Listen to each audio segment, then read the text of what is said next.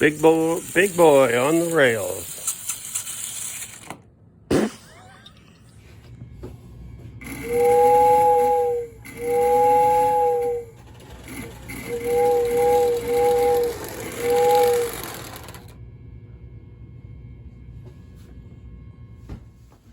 Hello everybody, and welcome back to Old, Frail, and Decrepit.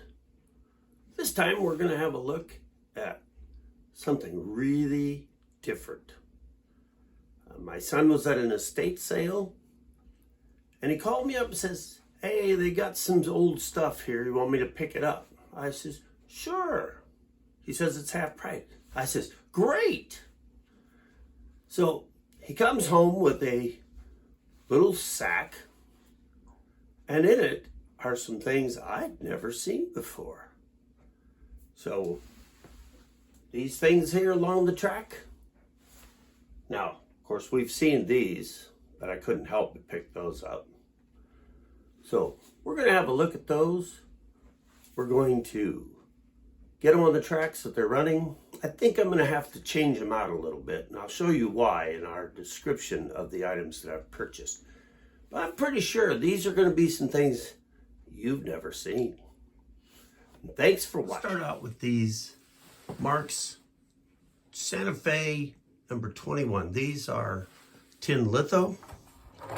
I've got several sets of these, so I'm not going to spend a lot of time on it. But these have something particular that no other set of these I've ever had, or that I have ever had. And that's this. This is how they were listed on the estate sale. Lionel 2043 Santa Fe diesel locomotive. Now, had I just seen the tag, I thought, wow, 20 bucks for a dummy. And let's see, what did it have on the locomotive? Had $40 on locomotive for a 2043. Wow, that's a good deal. Well, my son, recognizing what they were, says they got the wrong tags on them, but I think you'd like them anyway, which I do like these. They are, they are some of my favorites. They're as big as a Lionel. A lot lighter, obviously, because they're just a great big tin litho empty shell with a big motor in the back. So, got it running. I haven't cleaned the motor up yet, but probably sometime today I'll get that motor running real nice. Well, as nice as it will, because it is, after all, 70 plus years old. And we'll run it around the track a little. Now, these are what attracted my son to these in the first place. Both one box car and a couple of passenger cars and this circus car. Now, like I said, these are, I'm gonna guess that some of these you've never seen before. Let's just take them apart here, and I'll show you what we've got here. We'll start out with this Union Pacific boxcar. Now, you can see the Union Pacific, and then Oregon Short Line and Oregon Washington Railroads. Furniture car. The says Sunset Route Overland number 366. And I want you to notice those trucks. Notice anything about them? I got to looking at these, and the truck frames are homemade. Now, don't know how long ago. I'm going to guess quite a while from the way it was constructed. Now, see the screw holding the truck on? I put that in. It originally had a nail, and this truck didn't have, or this car didn't have any couplers, so I took it apart and put a couple Marx couplers on it. But I don't think I'm done modifying this car. I got to thinking about this and the way it's constructed, and I'm thinking that these are not the way this car came, or the two passenger cars. I think these started out as a four-wheel floor toy. And then former owner took and modified them, made himself some trucks. Don't know where he got the wheels. These are kind of interesting, aren't they? And put a wood base on it. These are very heavy. In fact, I had them behind a locomotive and I could barely pull them. So what I'm thinking I'll do is I'm going to take those off and put some little more modern trucks on them. Now, how old are these cars? This boxcar, these two passenger cars. The company that made them was Mohawk Metal Toys.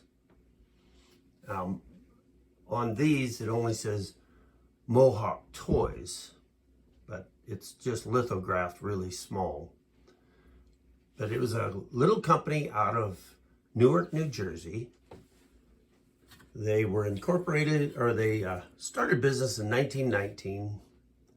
And after 1921, they disappeared. So these are 104 years old.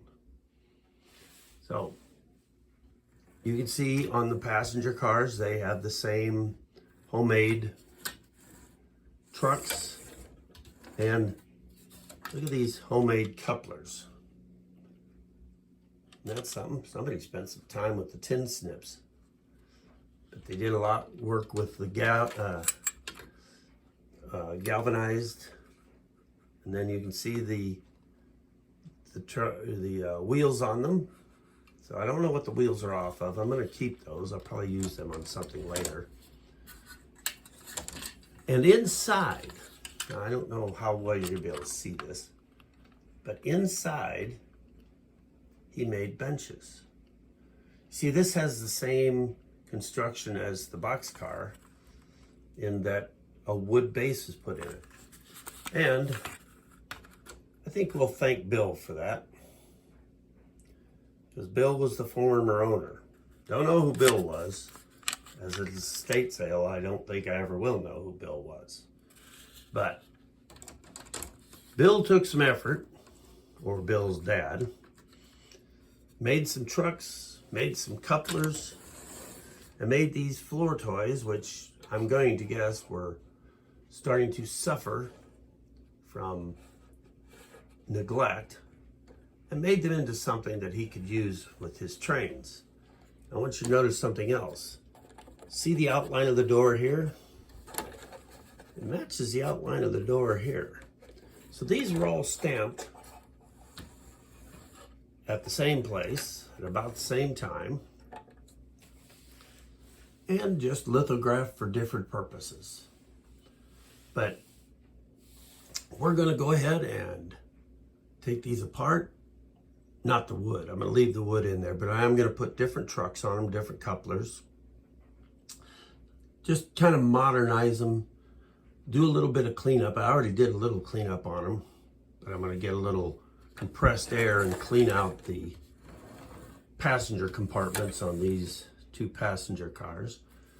And then we're going to show them running on the track a little later.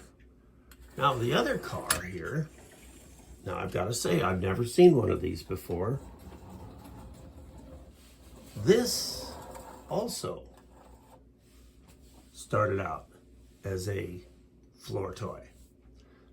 This is a Nonpareil circus car. And the lithography on this, wow, couldn't hardly say that this morning. The lithography on this is gorgeous. For being as old as it is, I'm going to guess this has to be 20s. the 1920s. I'm going to guess that this is, you know, over 100 years old also. And it is in really nice shape. It still has its original metal bottom on it. And again, we thank Bill for this, or Bill's dad, because they made some couplers. Now, it looks almost like they got a rivet in there, so I'm gonna have to do some playing around with this, because I would like to put a little different couplers on this. But I do think I will leave it as a four-wheel chassis, because it does make the curves. I've even had it on the inner track with the 027, so it'll handle that. I just need to update the couplers if I can. If I can't, I'll just work with these. So stay tuned. We're gonna update these, and at the end of the video, we'll see them running. Thanks for watching. So let's see how the conversion went on these. As you can see, I chose Marx trucks with tilt couplers. The reason I did that is I will be running these with mostly Marx trains. I have a lot of them, so these will look good size-wise. But I did choose the, I think these are the F-type. Don't remember offhand. But rather than a Timken roller bearing, it actually has a journal. So these definitely roll a lot better, and the cars are a lot lighter. So we're gonna see how they run. All right, I got the scale out here, and what we're going to do is we are going to weigh the wheels and trucks that I took off of those cars. Now I put them in this bag just so they don't fall over. So let's put them on the scale. 1.634 pounds. So over 1.5 pounds on 6 homemade trucks. That's a lot of weight. And I'm pretty sure that the 6 trucks that I put on those cars don't come anywhere near that.